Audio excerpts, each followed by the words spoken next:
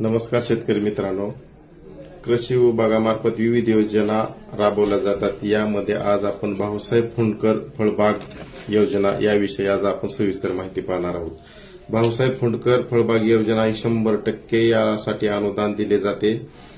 तसेच आपल्या महाराष्ट्रामध्ये यासाठी 6 हेक्टरची मर्यादा दिलेली आहे। त्यासाठी ठिबक सिंचन हे कंपल्सरी असणे आवश्यक आहे किंवा ठिबक सिंचन हे बंधनकारक केलेले आहे।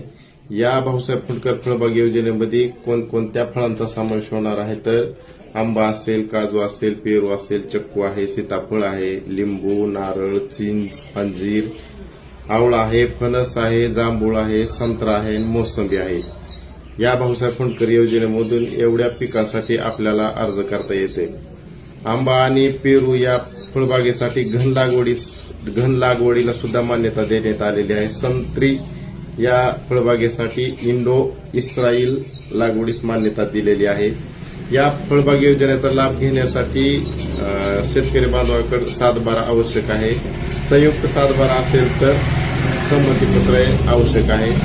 या योजनेचा लाभ घेण्यासाठी तरी इच्छुक शेतकरी बांधवांनी महाडीबीटी पोर्टलवरती भाऊसाहेब फुंडकर फळबाग योजना या संकेतस्थळावर जाऊन आजच आपला अर्ज भरून घ्यायचा आहे। या अर्जाचं निशुल्क म्हणजे शुल्क आहे 23.60 पैसे एवढं त्यासाठी अर्जासाठी चलन लागते, अतिशय कमी आहे। त्यामुळे सर्व शेतकरी बांधवांनी भाऊसाहेब फुंडकर फळबाग योजनेसाठी अर्ज करावा या महाडीबीटीवरती आणि या फळबाग योजनेचा सर्व शेतकरी बांधवांनी लाभ घ्यायचा आहे। धन्यवाद।